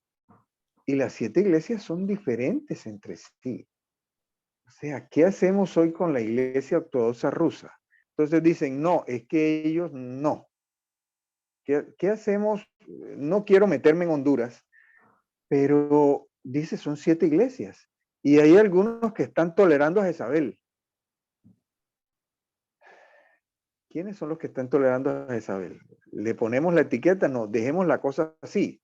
Entonces son 7 manifestaciones diferentes de iglesia. Y ahí no dice, sí, a cada una le emite su juicio y esta cosa, y a cada una le dice al que venciere. Y todos nosotros nos llamamos Filadelfia o nos llamamos Éfeso, las que menos regaños recibieron. Pero en realidad, ¿qué parte de las 7 iglesias soy yo? Ah, es que yo no tengo ni mancha ni arruga. ¿Cómo así? Todos tenemos mancha y arruga. Ahora, Hay una dificultad. Entonces, de eso se trata. De eso se trata de arrepentirnos, como dicen a las 7 iglesias, de lo que el Señor nos señala, de lo que el Señor nos muestra. Ahí Ismael, tenemos tareas pendientes. fíjese que cada una de las 7 iglesias, en consecuencia, termina revelando el misterio de cuerpos.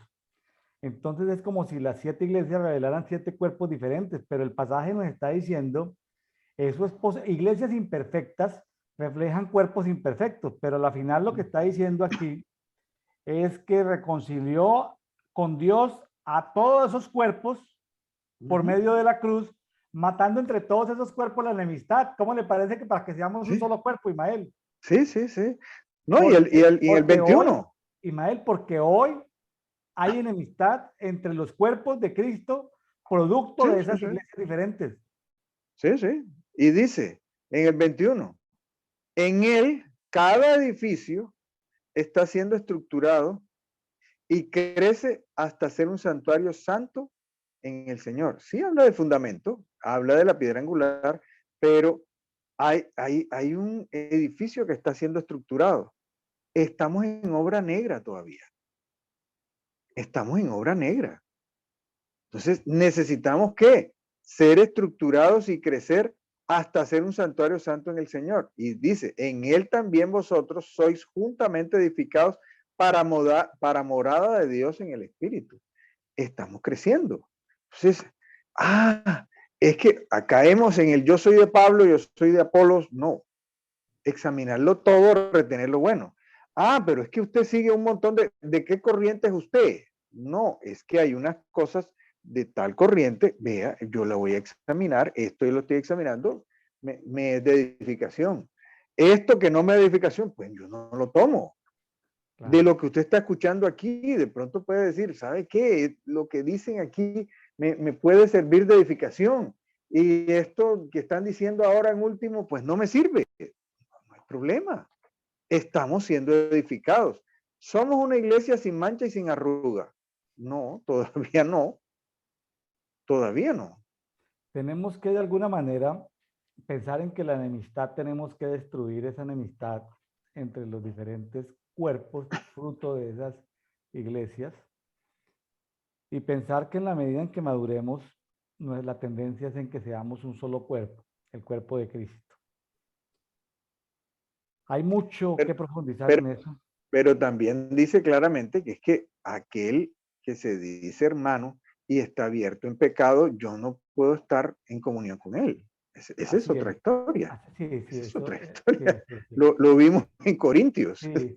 No. Gracias por la claridad. No se trata de los hermanos que están en inmoralidad pública abierta. No. Se trata de hermanos bien intencionados que por sus tradiciones, por sus revelaciones, crean enemistad con otros hermanos bien intencionados. No nos estamos refiriendo al hermano carnal, al miembro de alguna iglesia que está en inmoralidad sexual pública, no.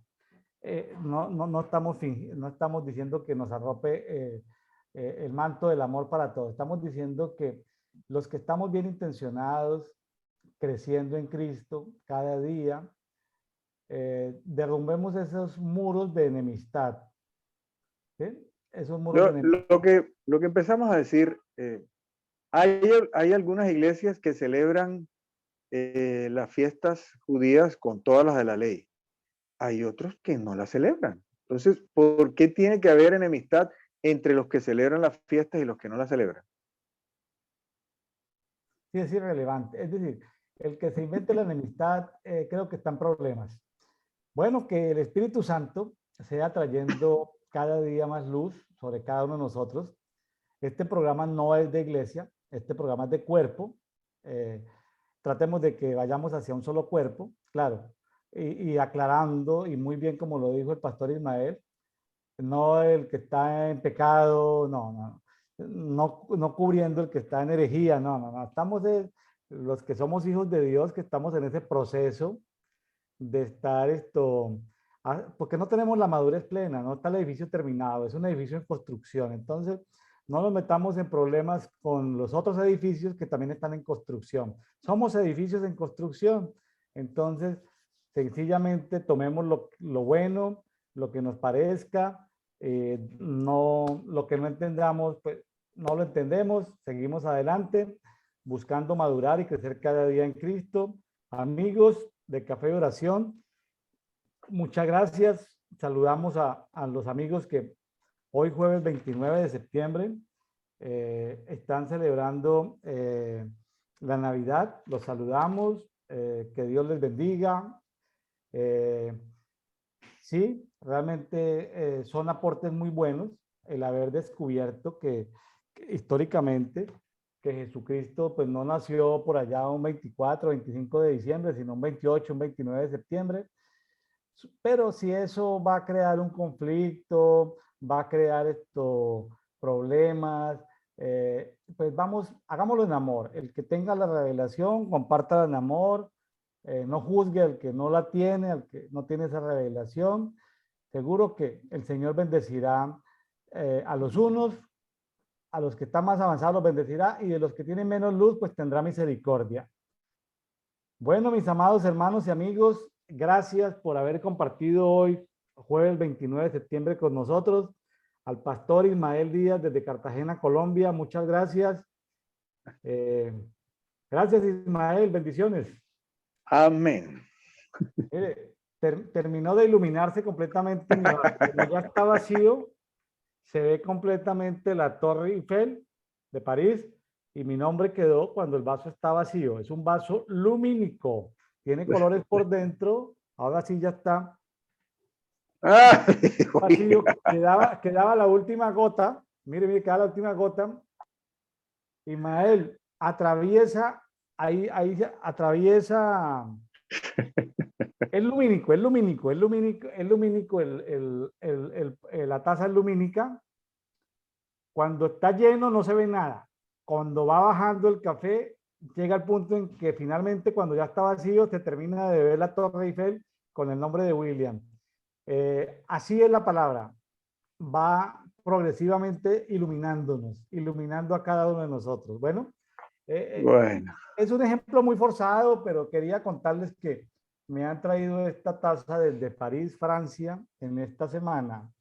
Gracias a los amigos que desde cualquier parte del mundo, con cariño y con amor, me envían una taza desde su ciudad, diciendo, aquí le mandamos nuestra taza de cualquier parte del mundo. Así que próximamente estaremos también nosotros compartiéndole las tazas que vamos a tener en los diferentes países, tazas de café y oración, para que nos ayuden a expandir este movimiento, porque es un movimiento de cuerpo, no es un ministerio de iglesia, es un movimiento de cuerpo. Bendiciones para todos. Bendiciones, Ismael. Gracias. Amén. Chao, chao, mis amigos. Chao, chao. Nos vemos Sí, el día de sí, mañana. señor.